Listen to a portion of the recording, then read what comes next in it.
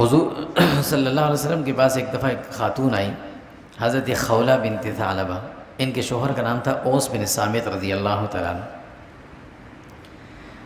حضرت اوس بن صامت رضی اللہ نے اپنی اہلیہ سے زہار کر لیا تھا۔ زہار کی تفصیل پہلے سورہ احزاب میں گزری بھی تھی کہ کوئی شخص اگر اپنی اہلیہ سے یہ کہہ دے کہ تم میرے لیے ایسی ہو جیسے میری ماں یا میری بہن، یہ لفظ اگر بول دیا تو اس سے زہار ہو جاتا ہے۔ زہار کا مطلب یہ ہوتا ہے کہ اب یہ میاں بیوی دونوں سے ایک دوسرے سے الگ رہیں گے جب تک کفارہ نہ دو۔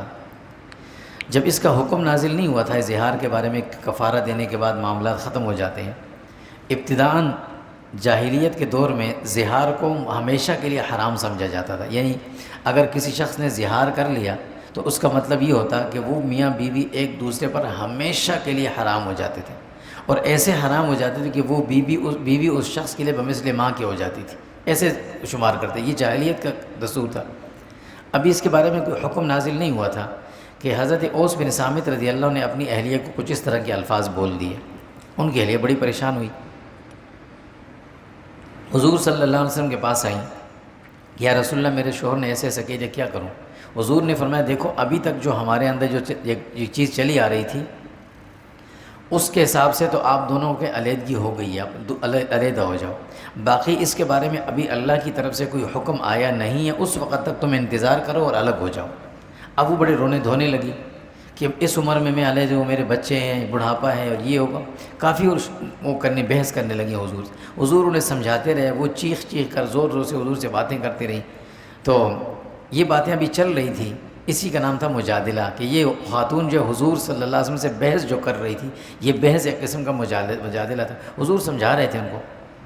ابھی بات چل رہی تھی کہ تھوڑی دیر کے بعد کچھ وقت گزرا کہ اللہ رب العزت نے یہ سورہ مجادلہ کی آیات نازل فرما دی اور حکم نازل فرما دیا، قد سمع اللہ قول التی تجادلک۔